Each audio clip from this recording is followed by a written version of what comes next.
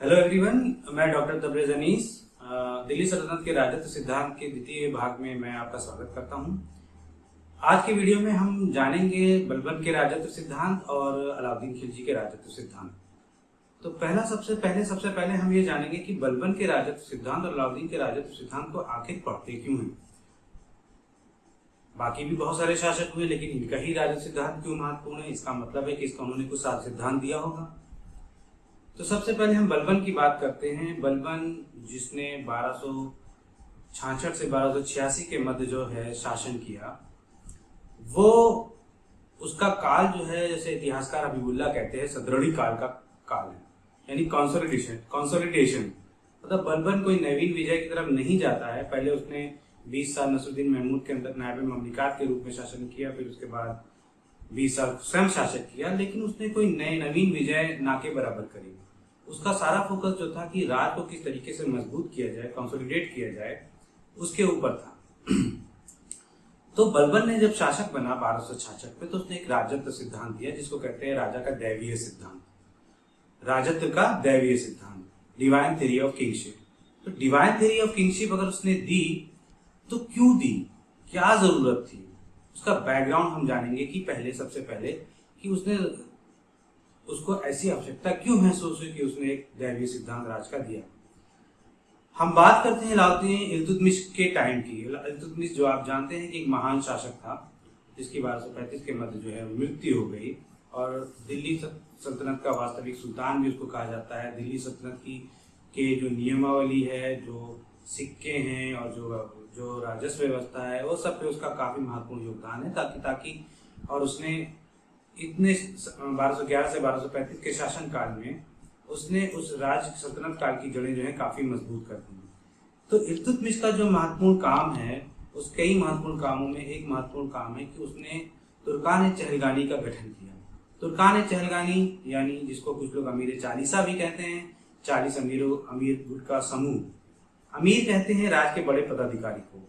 तो जो 40 अमीरों का समूह है, वो एग्जैक्टली 40 नहीं था, कभी 40 से ज्यादा हो जाता था, 40 से कम हो जाता था, लेकिन उसको एक नाम था कि 40 अमीरों का समूह है, जिसको राज के जितने भी बड़े पद थे, जितने भी बड़ी चीजें थी, शक्ति के जितने भी केंद्र थे, उस पर यही अमीर चालीसा जो थे वो काबिज थे। राज के संपूर्ण नियंत्रण। और इल्तुतमिश, सबसे बड़ी बात यह थी कि इल्तुतमिश के वो बहुत ज्यादा वफादार थे, और तुर्कान चहलगानी का जो कंट्रीब्यूशन है, जो उनका योगदान है दिल्ली सल्तनत को मजबूत बनाने में, वो उसको नकारा नहीं जा सकता। और इल्तुतमिश के वो बहुत ज्यादा वफादार थे। इल्तुतमिश का जो सबसे बड़ा पुत्र था नसरुद्दीन महमूद, वो काफी योग्य था, लेकिन उसकी मृत्यु जो थी इल्तुतमिश के शासनकाल में ही हो गई। ये जो नसरुद्दीन महमूद आपको मिलता है अलाउद्दीन मसूद शाह के बाद, वही यही नसरुद्दीन महमूद के अपने पिता के नाम पे इल्तुतमिश ने उसका भी नाम नसरुद्दीन महमूद रखा था।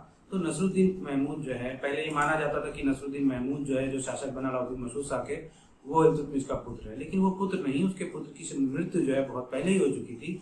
उसका पुत्र का वो पुत्र था जिसको नसरुद्दीन महमूद के नाम से वो शासक 20 साल तक बना। तो नसरुद्दीन महमूद एक योग्य पुत्र था उसका, जब इल्तुतमिश का। उसकी मृत्यु के बाद इसके जो पुत्र थे, बाकी पुत्र थे, रुकनुद्दीन फिरोज, बहराम शाह, अलाउद्दीन मसूद शाह, ये सब इतने योग्य नहीं थे, ये अयोग्य थे, विलासता में लिप्त रहते थे। तो इल्तुतमिश ये नहीं चाहता था कि ये लोग कोई शासक बने, इसलिए जो जनरल ओपिनियन थी उसके विपरीत जो थे, उसने अपनी पुत्री रजिया को शासिका नियुक्त कर दिया, उत्तराधिकारी अपना नियुक्त कर दिया। तो यही तुर्कान चहलगानी इल्तुतमिश के पास गए, उनसे बोला कि आप ये क्या कर रहे हो, एक स्त्री को एक शासिका बना रहे हो, तो कैसे चलेगा काम। तो इल्तुतमिश ने कहा कि मेरे जाने के बाद तुमको ये बात पता चलेगी कि मेरे बाद अगर कोई सबसे अच्छा शासन संभाल सकता है तो वो मेरी पुत्री रजिया ही है। और इल्तुतमिश की जब मृत्यु हो जाती है, तो तुर्कान चहलगानी ये अमीर चालीसा रजिया को सुल्तान नहीं बनाते हैं, बल्कि रुकनुद्दीन फिरोज शाह को सुल्तान बना देते हैं, सुल्तान की मर्जी के खिलाफ। क्योंकि तुर्कान चहलगानी इल्तुतमिश के साथ वफादार था, लेकिन इल्तुतमिश ने शायद कुछ ज्यादा ही उम्मीद कर ली थी कि मेरी पुत्री का भी वो सहयोग करेंगे। और तुर्की सुल्तान जो सरदारों की महत्वाकांक्षा और उनका जो मैन इगोइस्ट था, वो फिर एक स्त्री द्वारा शासित करने के ऊपर नहीं था। लेकिन बहरहाल आप जैसे जानते हो कि रजिया ने ने जनता के सहयोग से सत्ता काबिज किया। दिल्ली के जामा मस्जिद में चली जाती है और लाल कपड़ा पहन के, लाल कपड़ा मतलब कि न्याय का प्रतीक जो होता है, उससे जाती है, उससे जाके अपने न्याय की गुहार करती है और न्याय कि मेरे पिता ने मुझे शासिका बनाया था और आप लोगों की सहयोग चाहिए। और दिल्ली की जनता आक्रोशित हो जाती है और जाके बिल्किस रजिया को सुल्तान बना देती है तुर्कान चहलगानी की मतलब मर्जी के बिना। और दिल्ली में जो रजिया का अपार जो समर्थन था इसके कारण तुर्कान चहलगानी यानी अमीर चालीसा कुछ बोल नहीं पाते हैं, लेकिन षड्यंत्र तो करते रहते हैं। तो यही षड्यंत्र जो है वो षड्यंत्र जब होता रहता है और इस षड्यंत्र के ही तहत रजिया को हराया जाता है, दुनिया से वो हार जाती है, विवाह कर लेते हैं। ये सब तो अलग एक मैटर है, रजिया को जब आप पढ़ेंगे तो आप जानेंगे। लेकिन बहरहाल रजिया का पतन होता है, रजिया को मार दिया जाता है। उसके बाद जब बहराम शाह शासक बनता है तो यही अमीर चालीसा कहते हैं कि एक नए पद का सृजन करेंगे जिसको नायब ममलिकात कहेंगे। नायब ममलिकात का मतलब होता है कि सुल्तान का प्रतिनिधि, उप सुल्तान। वास्तविकता में सुल्तान के सारे अधिकार जो है वो भोग कर रहा था, सुल्तान नामात का शासक रह रहा था। तो बहराम शाह आते हैं, अलाउद्दीन मसूद शाह आते हैं, फिर नसरुद्दीन महमूद आते हैं और बलबन भी 1249 के करीब जो है नायब ममलिकात बन जाता है और सुल्तान के ना होते हुए भी सुल्तान का छत्र प्रयोग करता है और सुल्तान की अपनी बेटी की शादी भी कर देता है नसरुद्दीन महमूद से। तो एक बहुत ही सुल्तान ना होते हुए भी सुल्तान की तरह ही वो बिहेव करता है। तो कहने का मतलब ये है कि जब बलबन शासक बनता है तो सुल्तान के पद की गरिमा बहुत खराब हो चुकी थी, बहुत कम हो चुकी थी। तो सुल्तान के पद की गरिमा जब अगर कम हो जाएगी तो सुल्तान की कोई इज्जत नहीं करेगा। और सुल्तान बनने के लिए बलबन जानता था कि लोगों को उससे डरना चाहिए और जब तक वो नहीं करेंगे तब तक सुल्तान के खिलाफ षड्यंत्र होगा, जो अभी तक हो रहा है। सुल्तान को कुछ समझेगा नहीं कोई। और नायब ममलिकात का पद सबसे पहले बलबन ने खत्म किया और नाम मात्र का नहीं, वास्तविक सुल्तान बना।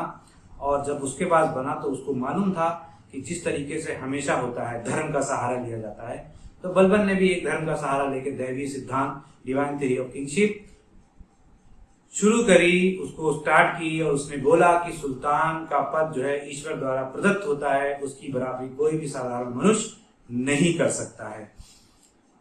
तो जब वो कोई बराबरी नहीं कर सकता है तो यानी षड्यंत्र नहीं कर सकता, यानी कि अनक्वेश्चनेबल ओबीडियंस, यानी कि बिना कोई सवाल किए आपको आज्ञा का पालन करना है, क्योंकि वो ईश्वर की वो पहला ऐसा शासक है जो अपने आप को जिल्ले इलाही कहता है। जिल्ले इलाही का मतलब होता है ईश्वर की छाया, shadow of God on earth. तो वो कहता है कि मैं जिल्ले इलाही हूं, जो मैं कहता हूं वो मानो, सवाल मत करो। अब लेकिन उसके हिसाब से फिर उसने क्या किया, एक थ्योरी बनाई, एक राजत्व का सिद्धांत दिया डिवाइन थ्योरी ऑफ किंगशिप को सपोर्ट करने के लिए। उसने कहा कि मैं अफरासियाब का वंशज हूं। अफरासियाब फिरदौसी जो महमूद गजनवी का एक फेमस राइटर था, कवि था, उसने एक शाहनामा नाम की एक बहुचर्चित किताब लिखी थी। तो शाहनामा, फिरदौसी के शाहनामा में वर्णित एक मिथिकल हीरो था, कोई हिस्टोरिकल नहीं है। अफरासियाब एक मिथिकल हीरो है, उसका कहा हम वंशज हैं। और उस वक्त ईरानी कल्चर जो पर्शियन कल्चर जिसको कहते हैं वो दुनिया पे हावी हो रहा था और उसी पर्शियन कल्चर के तहत उसने अपने दरबार का गठन किया। और उसके दरबार में वो एक बहुत ही बड़े सिंहासन में बैठता था और उसके सिंहासन में हीरे जवाहरात लगे थे ताकि वो चमक रहे होते थे। तो कहते हैं बी डजल द ऑनलुकर्स। और उसके पीछे जो रहते थे बहुत ही बलशाली उसके अंगरक्षक नंगी तलवार लेके खड़े होते थे ताकि जो भी बलबन को देखे वो एक डर का एहसास करे। उसके दरबार में किसी को बैठने की अनुमति नहीं थी, सबको खड़े रहना है। सिर्फ खलीफा के 2 प्रतिनिधियों को बैठने की उम्मीद थी, की अनुमति थी।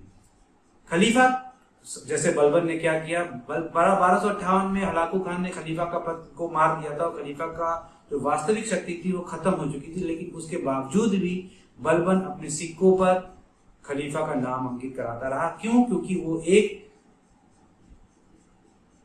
एक पावर जो सोर्स था, जो पावर सोर्स है, उस पावर सोर्स को वो दिखाना चाहता था कि खलीफा के अभी भी हम प्रतिनिधि हैं। हालांकि खलीफा नाम नहीं रह गए, वो मार दिए गए थे। लेकिन खलीफा के प्रतिनिधि की मतलब खलीफा का जो पद था वो नाम मात्र की शक्ति रह गया था 1258 के बाद। लेकिन उसके जो प्रतिनिधि थी उनको बैठने की अनुमति थी, बलबन बैठता था। दरबारी को एक स्पेसिफिक क्लोथ्स यानी स्पेसिफिक कपड़े पहनाए जाते थे पद के हिसाब से। कोई रेशमी पहनेगा, सिल्क का पहनेगा, कोई वूलन पहनेगा, कोई कॉटन पहनेगा और सबके कपड़ों में पद के हिसाब से हीरे जवाहरात जड़े होते थे।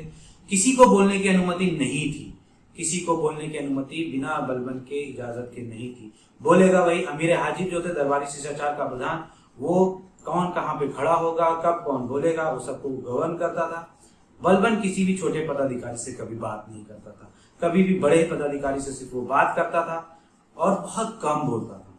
शराब पीना उसने छोड़ दिया था, पब्लिक ड्रिंकिंग पे उसने बैन लगा दिया था और कोई भी मनोरंजक गतिविधियों में अमीरों के साथ, सरदारों के साथ वो शामिल नहीं होता था और लोगों से थोड़ी दूरी बना के रखता था और एक बहुत ही राजसी पोशाक में हमेशा रहता था। यहाँ कहते हैं कि उसके नौकरों ने भी उसको बिना राजसी पोशाक के नहीं देखा, मतलब कि वो घर में भी पहने रहता होगा।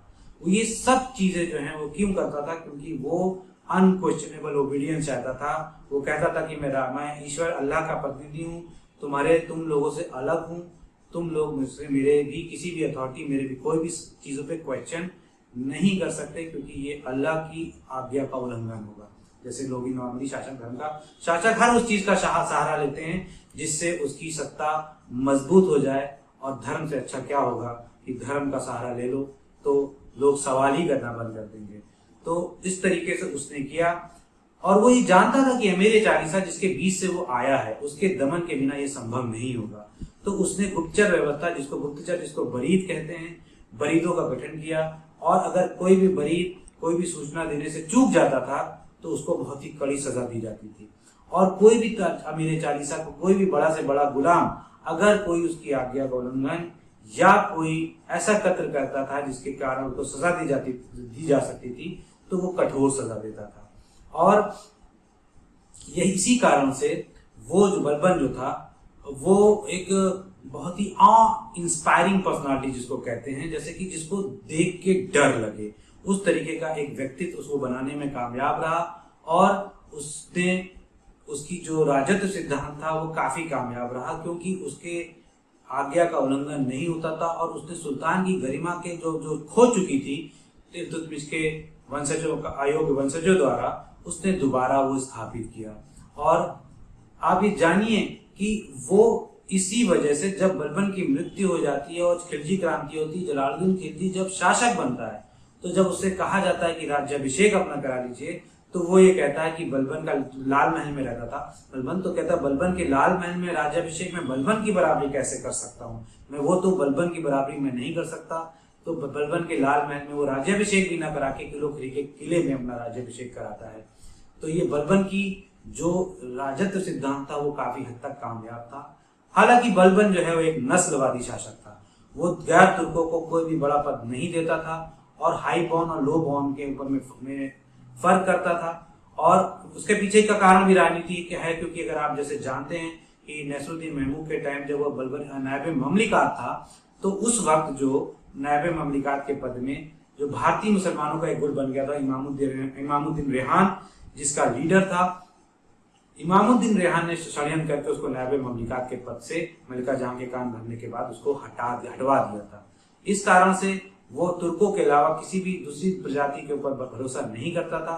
हालांकि बाद में बलबन ने फिर से तुर्कानी चहलगानी के सहयोग से दोबारा वो नायब ममलिकात के पद पे काबिज हुआ था और इस वजह से वो नस्लवादी था। वो इस गैर तुर्कों को कोई भी पद नहीं देता था। तो ये रहा बलबन का राजत्व सिद्धांत।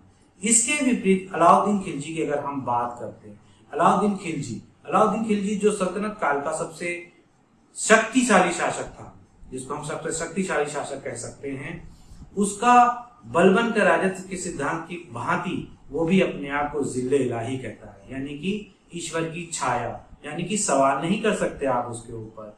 और वो राज के अधिकारी वर्गों को बहुत ही सख्ती से अपने नियंत्रण में रखता था और राज के उलेमा वर्ग यानी जो धार्मिक वर्ग था उसको भी राज के मामलों में दखल देने नहीं देता था।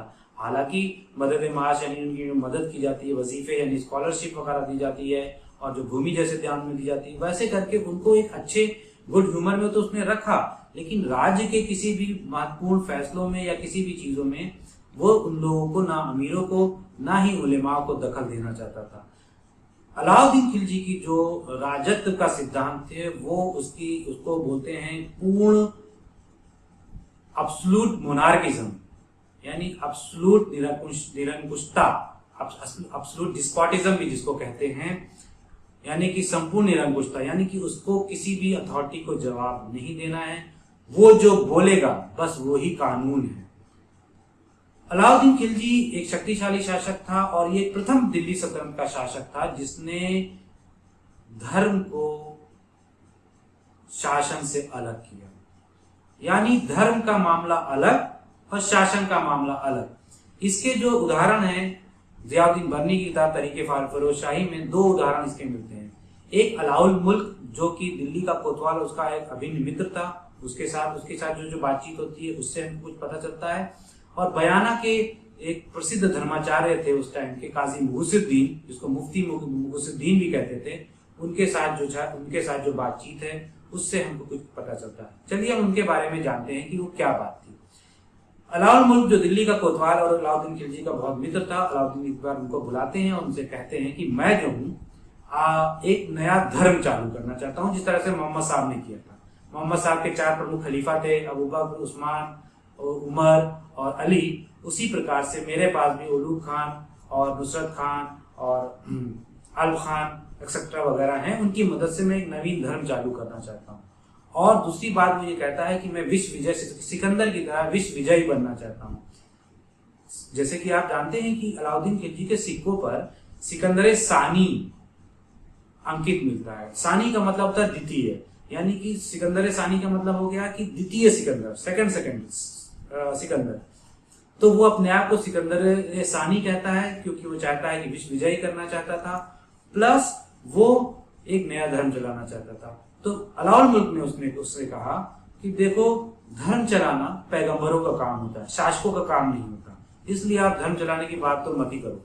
और अगर आप विश्व विजय करना चाहते हो तो विश्व विजेता बनने से पहले आप जो हैं, पहले भारत में तो देखो कितने रिवर्स हो रहे हैं, इतने विद्रोह हो रहे हैं और बहुत सारी चीजों को जीता नहीं जा सका है, पहले उसके ऊपर फोकस करो। तो अलाउद्दीन खिलजी उसकी बात मान लेता है, एक पहला डिसीजन है। और धर्म और राजनीति से वो अलग कैसे करता है, धर्म और राजनीति से अलग करने के लिए वो जो है सबसे पहले उसको काजी मुगुसुद्दीन को बुलाता है। बयाना के जो प्रसिद्ध सूफी मुफ्ती रहते हैं उनको बुलाता है और बोलता है कि ऐसा बताइए, जो भी मैं कानून बनाता हूँ, जो करता हूँ, शरीयत क्या कहती है, शरीयत मतलब इस्लामिक कानून क्या कहती है उसके ऊपर। तो काजी मुगुसुद्दीन जो होते हैं वो डर जाते हैं। वो कहते हैं क्या मतलब मलिकुल मौत, यानी कि जैसे कि यमराज को जैसे होता है, तो कहते हैं क्या मलिकुल यानी कि एंजल ऑफ डेथ क्या मुझसे नाराज हो गया है कि जो कि सुल्तान मुझसे ऐसे सवाल कर रहे हैं कि जैसे मैं जवाब दूंगा और उसको सुल्तान सुनेंगे और नाराज होंगे और मुझे मार देंगे। तो अलाउद्दीन खिलजी कहता है नहीं, आप डरो मत, आप आराम से बोलो, जो कुछ मैं सिर्फ जानना चाहता हूँ, मैं किसी बात से आपसे नाराज नहीं हूँ, तो इसलिए जो भी बात सच है वो मुझे बताओ। तो मुगुसुद्दीन एक के बाद एक शरीयत के बारे में बताने लग जाते हैं। अलाउद्दीन मुस्कुराते हुए सुनता रहता है। फिर वो कहता है कि देखो, मैं जन्म से मुसलमान हूं, लेकिन मैंने कोई किताब नहीं पढ़ी मतलब कुरान वगैरह का अध्ययन उसने नहीं किया, ना शरीयत के बारे में वो जानता है। कहता मैंने कोई किताब नहीं पढ़ी, मैं जन्म से मुसलमान हूं, मैं जब कोई राज के हित में फैसला लेता हूं तो मैं ये नहीं जानता कि वो शरीयत के अनुसार है कि नहीं, धर्म उसके बारे में क्या कहता है मैं नहीं जानता। मैं राजहित में जो फैसले मुझे सही लगता है वो मैं लेता हूं, क्योंकि जब विद्रोह होते हैं तो हजारों लाखों लोग मर जाते हैं और लोग विद्रोही हो जाते हैं, तो मुझे अपना निरंकुशता से उसको दमन उसका करना पड़ता है ताकि लोग डर के चूहों की तरह बिलों में घुस जाएं। तो इससे उसकी बात ये पता चलती है कि उसका कहा हुआ शब्द ही कानून है।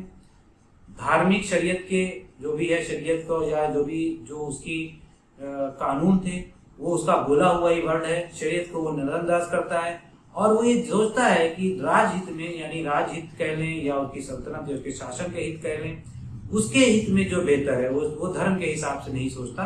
वो ये सोचता है उसके हित में जो भी बेहतर है और उस चीज को मैं प्रमोट करूंगा। खिलजी में जब खिलजी आ जाते हैं तो गैर तुर्कों को भी राज के बड़े पद मिलते हैं। योग्यता के आधार पर वो पद बांटना शुरू करता है, लेकिन उसकी पूर्ण निरंकुशता की नीति यानी किंगशिप नोज नो किंगशिप, यानी राजत्व जो है कोई रिश्तेदारी नहीं जानता, इसका फॉलो करता है। तो बलबन और अलाउद्दीन खिलजी के राजत्व सिद्धांत से हम कंपेयर करेंगे तो देखेंगे दोनों ही एब्सोल्यूट डिस्पोटिज्म यानी पूर्ण निरंकुशता से शासन कर रहे हैं, लेकिन एक जो है धार्मिक रूप से सहारा ले रहा है और एक धर्म को अलग करते हुए योग्यता के आधार पर शासन कर रहा है, और लेकिन दोनों ही पूर्ण निरंकुशता शासन करते हैं और मध्यकाल की विशेषता भी है डिस्पोटिज्म। तो आई होप कि आप ये राजत्व सिद्धांत ये 2 चैप्टर में मैंने कंप्लीट कर दिया है, ये हो गया है, तो इसको आप लोग पढ़ें। इसके अलावा एक छोटा सा और है कि ये तुर्की है और अफगानों का राजत्व सिद्धांत जो है वो भी थोड़ा सा महत्वपूर्ण है, बहुत इतना नहीं है लेकिन छोटा सा शॉर्ट में उसको आप लोग जान लें। अफगानों का राजत्व सिद्धांत, जो बहलोल लोदी जब शासक बनता है वो अफगान है। अफगान लोग इनके तुर्कों के राजत्व से विपरीत वो ये चाहते हैं, वो ये करते हैं कि जिसको इंग्लिश में कहते हैं प्राइमस इंटर पैरस, यानी कि समान लोगों में प्रथम, फर्स्ट अमंग इक्वल्स। यानी कि बहलोल लोदी कभी सिंहासन पे नहीं बैठता था, वो अपने अपने जो अमीर थे उनको मसनद अली बुलाता था, उनके साथ ही वो बैठता था, जमीन में बैठता था। और वो एक, क्योंकि अफगानी पॉलिटिकल कल्चर, देखिए कभी भी कोई भी जो पॉलिटिक्स होती है वो वहां की संस्कृति से होती है, तो अफगानी पॉलिटिकल कल्चर जो है, अफगानी राजनीतिक संस्कृति है, वो पूर्ण एब्सोल्यूट डिस्पोटिज्म की नहीं रहती है।